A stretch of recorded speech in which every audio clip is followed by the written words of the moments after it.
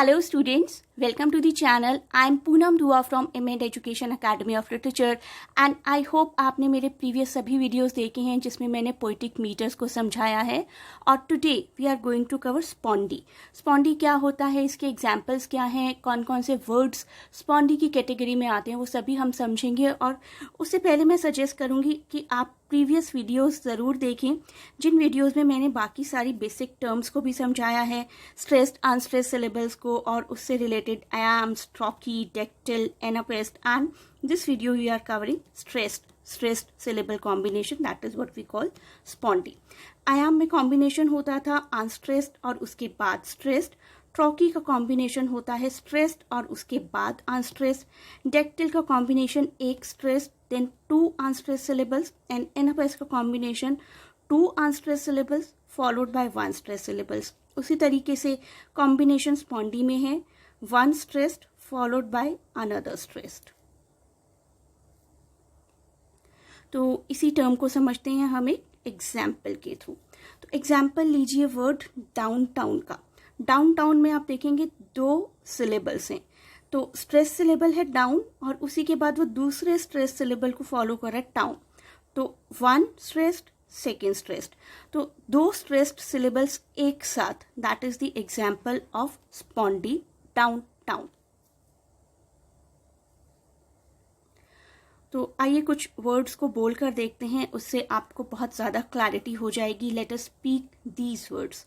Book mark, hand shake. तो इन words को जब आप बोलते हैं तो दोनों सिलेबल्स को बोलते हुए स्ट्रेस आता है आपका. So if you speak the words properly you will yourself come to know that कहाँ पर स्ट्रेस आया है, कहाँ पर स्ट्रेस नहीं आया. So to determine where the emphasis is placed in a word, say the word out loud. To hear an example of spondy, say these words only: bookmark, handshake. तो अगर आप किसी वर्ड को बहुत अच्छे से आउट एंड लाउड बोलते हैं तो you will your self notice where the stress is falling in that particular word. Let us speak few more words for you that will be very beneficial if you are appearing for any sort of exam. So as I told, the best way to learn how to use spondy in your writing is to read some examples aloud. So I am reading these examples for you. Football, Mayday, heartbreak, racetrack, love song. आप लोगों को अगर वो डा डम वाला rhythmic pattern याद है तो यहाँ पर डा तो यूज ही नहीं हो रहा क्योंकि डा वीकर सिलेबल था और डम स्ट्रॉन्गर सिलेबल था. तो जितने भी स्पॉन्डिक वर्ड्स हैं they are in the form of dum dum only. तो यू विल लाउडली से डम dum dum dum dum dum. Football, May Day, heart break, race track, love song. So this is how दोनों syllables पर stress आ रहा है and you will easily be able to identify. एक बार फिर से मैं सजेस्ट करूंगी कि प्रीवियस सभी वीडियोस को देखिए, तभी आप अलग अलग हर सिलेबल को, स्ट्रेस्ड अनस्ट्रेस्ड को डिस्टिंग्विश कर पाएंगे. आगे बढ़ते हैं इसी वीडियो में और एक लिटरेचर का एग्जाम्पल लेते हैं. सो लिटरेचर से मैं एग्जाम्पल ले रही हूँ शेक्सपियर की एक पोइट्री, शेक्सपियर का एक play, I must say, Troilus and Cressida. This is problem play.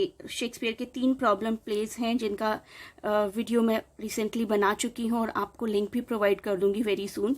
तो शेक्सपियर का एक प्रॉब्लम प्ले है ये Troilus and Cressida, 3 problem plays में से, जिसमें ये लाइन्स है: cry cry Troy burns or else let Helen go. अभी मैंने बिल्कुल सिंपली रीड किया है इनको, और अगर मैं इनको रिदमिक पैटर्न में रीड करती हूँ तो रिदमिक पैटर्न में कई बार रीड करते हुए ऐसा लगता है कि वर्ड का मीनिंग ही चेंज हो गया.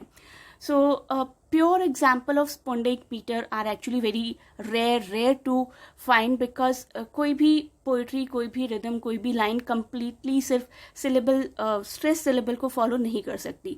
सो spondees are more commonly used as substitution inside other metres in order to emphasise the importance of a particular word और फ्रेज.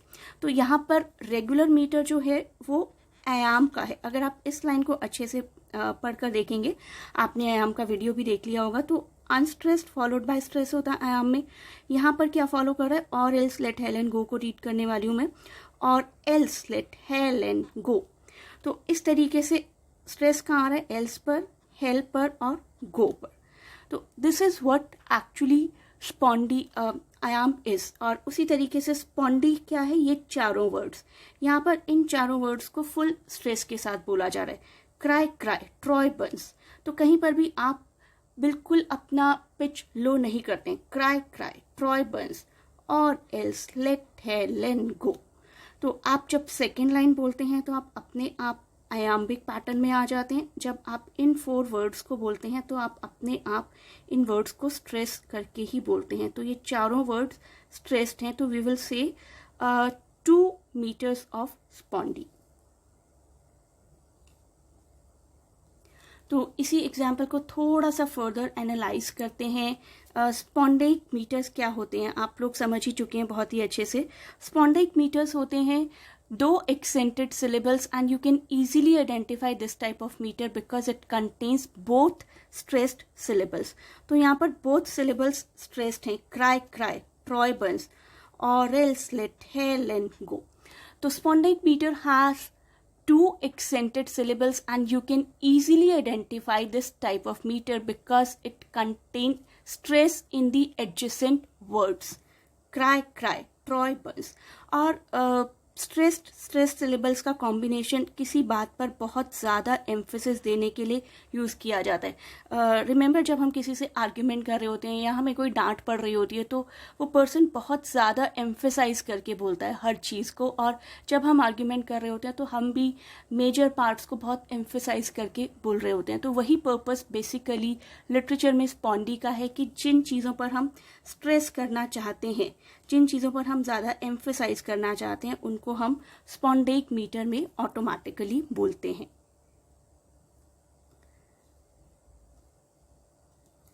तो इसी को अगर हम डम डा की कैटेगरी में रखकर देखें, हमने डम डा का पैटर्न किया था पिछले कई वीडियोस में, तो it is following that certain pattern, डम डम डम डम ड डम ड डम ड डम।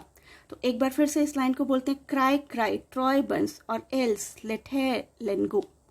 इस तरीके से अगर हम बोल कर देखेंगे तो आई थिंक कि आपको हर पैटर्न बहुत अच्छे से खुद ही समझ में आ जाएगा। सबसे ज़्यादा मेहनत आपको खुद करनी है। You have to speak loud every stress, every syllable in your way.